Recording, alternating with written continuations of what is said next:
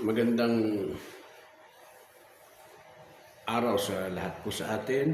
Bagamat patuloy pa rin po ang ulanin sa ating kapanahon ngayon, ay naroon pa rin naman ang patuloy na pagpapala at pag-iingat sa atin ating Panginoong Diyos na buhay.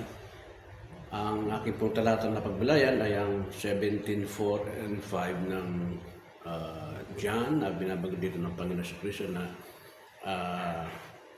humingi siya ng pagpaparangal sa Ama dahil sa pinarangalan niya ang Ama nung siya po ay gumagawa, nagmi-mission po sa lupa. Tiniling niya ito para po yung pagpaparangal na yon ay makamtan ng Panginoon sa piling ng Diyos Ama noong una pa man at makita ng pagpaparangal na ito sa mga taong kanya po nasiran. Kaya naman po ang ating pong dapat na matanong dito sa buhay po natin, paano po ang ating mga mission, ang ating pong calling sa Lord, paano po natin napaparangalan ang Diyos pamagitan po ng ating pagsunod. Pangalawa, na-accomplish po ba natin ang ating pong calling, yung talent po natin, yung naglilingkod po tayo sa ating Diyos. Usually po, ito po yung danger din kung minsan po ng mga preacher, mga magaling na pastor. Sometimes po, ang glory o ang papuri ay madalas po napupunta po sa kanila. Imbis na papuri na dapat ibigay sa ating pong Diyos na buhay. Sapagkat ang sabi po ng Panginoon, nakita mo natin na kung dito sa sistema ito, yung pagpaparangal po dapat ay una po sa Diyos. Pangalawa na lamang po yung pagpaparangal po sa atin ng Diyos. Ibig po sabihin, sabi po ni Pablo na may pagkakataon po talaga na tayo pararangalan po ng tao dahil po doon sa ginagawa po natin pagpaparangal po sa ating Diyos na buhay. At tingnan din po natin ito no, na kung minsan hindi tayo nagiging accomplished, hindi tayo nagiging fulfilled. Kasi sometimes po, ang tingin natin sa ministry, mga kapatid, ay effort po natin lahat, yung galing po nating lahat. Ngayon, pag ang nangyari po ay ginawa po natin, tapos po lumabas na negative, lumabas na medyo parang hindi maayos. Sometimes po ito nagbibigay po sa atin ng burnout. At nagkakaroon po tayo ng mga katanungan sa buhay po natin dahil inakala po na ginawa mo naman lahat ng bagay pero dumating sa punto hindi naman nangyari yun. Expectation po natin. Mga kapatid, una-una po dapat po natin unahin po yung kalooban ng Diyos at yung papuri at yung pagpapakilala natin sa Diyos dito sa mundong ibabaw. Mas makakabuti po ko yung glory ng Diyos ang nakuha po natin.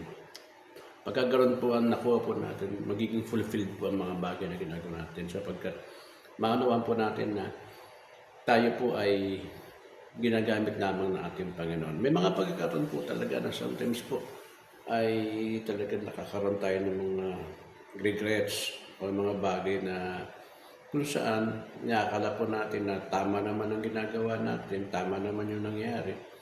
Pero sa bandang huli, may mga, sometimes po, mayroon din pa rin po yung mga question, yung mga bashing, yung mga bagay na nangyari po sa mga paglilingkod po natin. Pero ang dapat po nating nandito, ano naman po mga bagay na yun, kung ang puso po natin talaga pong makuha ang papuri na ibibigay natin sa Diyos o makuha yung pagpaparangal natin sa ating ginagawa dahil po ang Diyos po ang ating pinaparangalan, mas mabuti po yun. Kaya ho, dapat po every time nagagawa po tayo, dapat po unahin po natin na mapapurihan natin ang Diyos sa ating mga ginagawa sa buhay. Sabi nga, nakalagay po sa Biblia, I think parang 10:31 po na yung Corinthian, na lahat daw po ng bagay na ating gagawin, pagpapasalamatan po natin ng Diyos, inumin man, kakainin po natin. So sa mga ganung bagay, makikita po natin na ipapasubmit po tayo sa ating Panginoon, hinihingi natin na yung mga bagay na ito ay may accomplish po natin sapagkat ito yung mga bagay na bigay po sa ating Diyos ng buhay. Pag nating panginayangan, yung sayangin po yung pagkakataon at talento na pinagkakaloob po sa atin ng ating Diyos ng buhay. At dahil dito ay minsan may mga pagkakataon, sumusuko po tayo. Ano nangyari? Sa pagsuko natin, sa pag-ayaw po natin, hindi po na-accomplish yung work, yung ministry na binigay po sa atin ng ating Diyos ng buhay. Kaya pansinin po natin, ang Diyos ng buhay, 100% nagawa niya mga bagay na pinagagawa ng Diyos Ama sa Kanya, sa lupa, at kaya nang siya po ay bumalik sa Panginoon, at nakita natin kung paano binigay ng karangalan ng Diyos Ama ang ating Panginoon Kristo sa kanyang ginawa. Ano po ba ang ginawa ng ating Panginoon Kristo?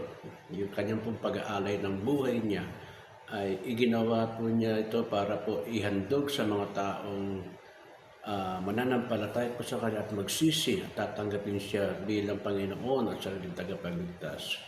Ay nagawa po ng ating Panginoon ito sa pamamagitan nga po ng Kanyang patuloy na pag-submit sa kalooban po ng ating Diyos ng buhay. Kaya naman, kung makikita natin, pinarangalan po siya ng Diyos Ama sa pamamagitan po yung mga tao na tumanggap sa Kanya, sumampalataya sa Kanya, ay binigyan ng Diyos Ama ng kaligtasan, binigyan ng kasaganaan at binigyan ng eternal life. Bagamat kung minsan may makita tayo ng mga pagkakasabay na parang hindi ito natin naramdaman, hindi po nakatuon lang ang Panginoon sa ating pong mga ginagawa at talento. Nakatuon ang ating Diyos ng buhay kung paano mong ginawa na tinanggap at pinapurihan ng Diyos doon sa ginawa ng ating Panginoon sa Kristo. Kaya naman mga kapatid, patuloy lamang po tayo maglingkod, anuman po ang mga maging sitwasyon, hanapin pa rin po natin na ma-accomplish ito through the Lord Jesus Christ and the guidance of the Holy Spirit. Makikita po natin yung fulfillment natin pong makakamtan at mga ating pong puso ay hindi po mapapagal ng lubha, kundi magkakaroon po ng kagalakan at ang kagalakan yan ang magbibigay po sa atin para po tumaas o magkaroon tayo ng antas ng pananampalataya at makikita po natin kung paano po tayo dadagdagan at gagamitin ng ating Diyos ng buhay. Salamat po at magandang araw.